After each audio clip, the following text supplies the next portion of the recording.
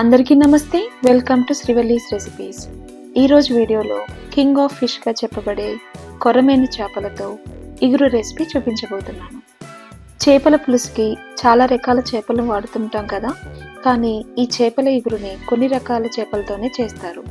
దాంట్లో ఈ కొర్రమీనుతో చేసే చేపల ఇగురు చాలా ప్రత్యేకమైనది. ఎందుకంటే అసలైన కొర్రమీను చేపల రుచి తెలియాలి అంటే అది ఇగురుతోనే తెలుస్తుంది. ఇక ఆలస్యం చేయకుండా ఈ రోజు రెసిపీని మొదలు పెట్టేద్దాం. నేను ఇక్కడ 750 గ్రాములు స్కిన్ తీసేసిన కొర్రమీను చేపల ముక్కల్ని తీసుకున్నాను. వీటిని బాగా కడిగి శుభ్రం చేసి పక్కకు పెట్టుకోవాలి. ఒక మిక్సీ జార్లో 3 ఇంచుల అల్లం ముక్క, ఒక 15 నుంచి 20 వెల్లుల్లి రెమ్మలు, 1 టీ స్పూన్ ధనియాలు, 1 టీ స్పూన్ జీలకర్ర, 2 ఇంచుల దాల్చిన చెక్క, 2 యాలకులు, 4 లవంగాలు, వీటన్నిటిని కలిపి మెత్తని పేస్ట్లా గ్రైండ్ చేసుకోవాలి. ఇప్పుడు స్టవ్ ఆన్ చేసి కడాయి పెట్టి ఒక అరకప్పు వరకు ఆయిల్ వేసి దాంట్లో కట్ చేసుకున్న 4 పచ్చిమిరపకాయలు, కరివేపాకు వేసి బాగా వేగనివ్వాలి. ఇవి కొంచెం వేగిన తర్వాత చిన్న ముక్కలుగా కట్ చేసుకున్న ఒక పెద్ద సైజు ఉల్లిపాయ ముక్కల్ని వేసుకోవాలి.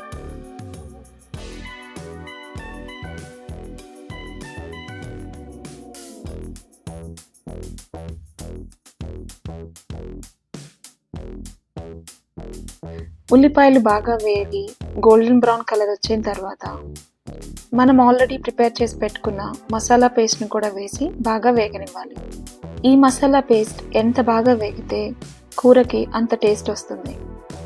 కాబట్టి లో ఫ్లేమ్లో నిదానంగా ఈ మసాలా పేస్ట్ అంతా బాగా వేగి ఆయిల్ పైకి వచ్చేంత వరకు వేయించుకోవాలి.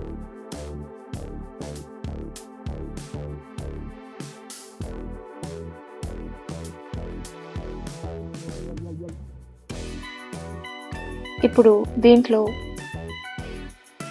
1/2 టీ స్పూన్ పసుపు, రుచికి సరిపడా ఉప్పు, 2 టీ స్పూన్ల కారం వేసి అన్నీ బాగా కలిసేలా కలిపి వేయించుకోవాలి.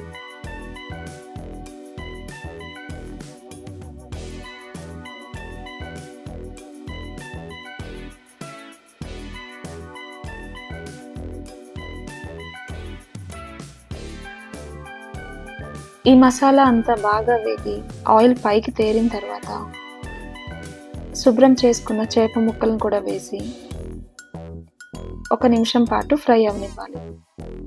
ఇవి 1 నిమిషం పాటు ఫ్రై అయిన తర్వాత మరొక వైపు కూడా తిప్పుకుని రెండో వైపు కూడా కాసేపు మగ్గనివ్వాలి.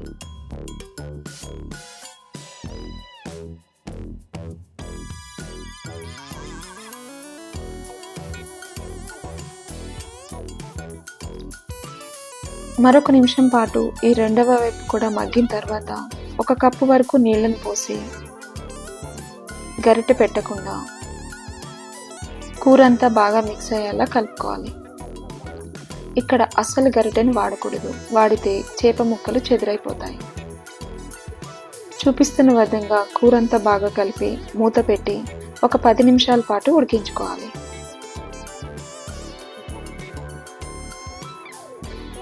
10 నిమిషాల తర్వాత కూర అంతా బాగా ఉడుకుతుంది. ఇప్పుడు మూత తీసి ఒకసారి బాగా మిక్స్ చేసుకుని స్టవ్ని లో ఫ్లేమ్లో పెట్టుకుని ఆయిల్ పైకి తేరేదాకా ఉడికించుకోవాలి.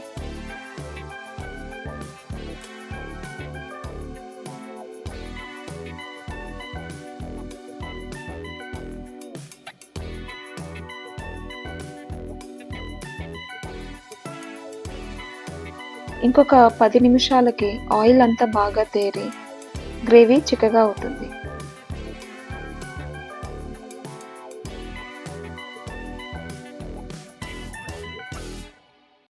ఇప్పుడు రెడీ అయిన కూరలో సన్నగా కట్ చేసుకున్న కొత్తిమీర కూడా వేసుకుని స్టవ్ ఆఫ్ చేసుకోవాలి.